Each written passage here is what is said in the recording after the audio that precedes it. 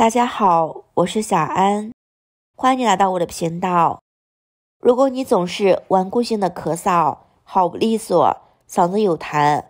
那么就用雪梨搭配这一物来煮一煮，喝一喝吧。喝完一次，立马就好转了，不咳嗽了，嗓子也不痛了，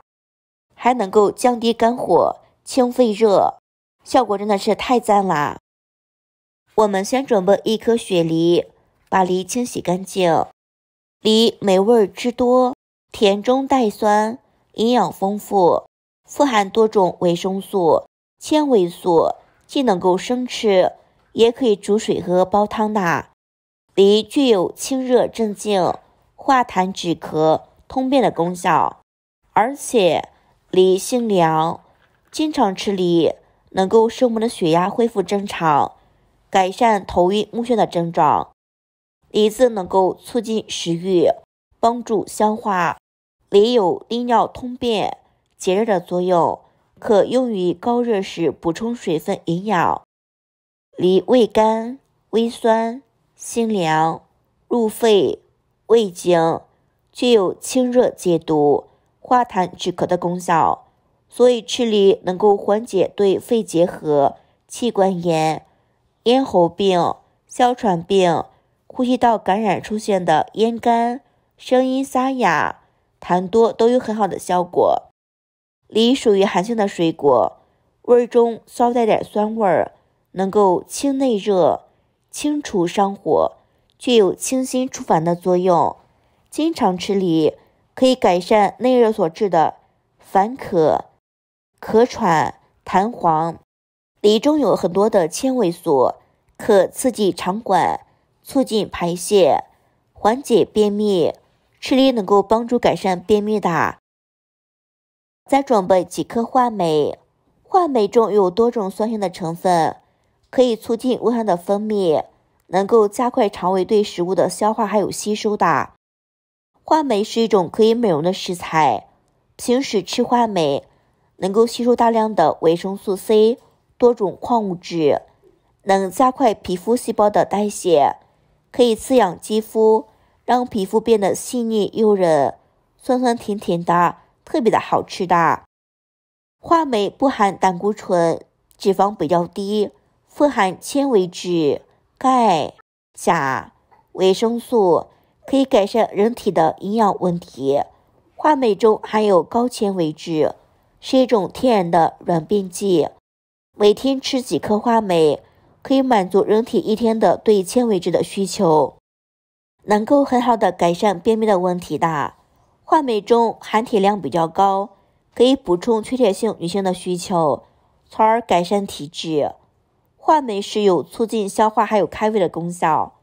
且含有大量的果酸，热量比较低，所以偶尔吃话梅有利于减肥的。话梅酸酸的，能够生津止咳，这样的吃话梅还能够缓解孕妈们呕吐的现象的，有利于胎中的婴儿发育，促进新陈代谢。我们先准备一朵银耳。银耳是一种常见的食物，能够发挥很多的功效。比方说，银耳能够提高解毒的功能，能够有效的滋润皮肤，快速的提高人体的免疫能力，去除脸上的斑点，同时能够有效的达到减肥的效果。经常吃银耳有助于提高肝脏的解毒功能。相信很多人都知道，银耳中本身就含有很多的胡萝卜素，所以说这对于肌肤的健康有很好的帮助，有助于维持皮肤细胞的组织正常功能，刺激皮肤新陈代谢，保持皮肤湿润还有柔软，加强皮肤张力，清除皱纹。银耳含有一种类似阿拉伯胶的物质，对皮肤角膜有良好的营养，能够抗老化。长期食用可使皮肤下组织丰满，皮肤细腻、湿润、富有弹性，能够有效地达到呵护肌肤的效果的。很多人喜欢用银耳煮汤，因为都知道银耳能够清热健胃，是一种很好的滋补药，能够有效地达到滋润的效果，具有健脾健胃、活血健胃的特点，所以对于患者来说是一种良好的食材，因而能够防止钙的流失，对生长发育有帮助。由于富含锌等微量元素，能够增强机体的抗肿瘤的能力，所以说在提升人体的免疫能力之后，不容易出现肿瘤的现象。银耳富含天然胶体，具有滋阴养颜的功效，长期使用银耳可以滋润肌肤，去除面部的黄褐斑、雀斑。银耳是一种含有膳食纤维的膳食，膳食纤维有助于肠道的蠕动，减少脂肪的吸收，对于身体比较肥胖的人来说，能够发挥一定的减肥效果，对个人的健康而言本来有很好的好处的。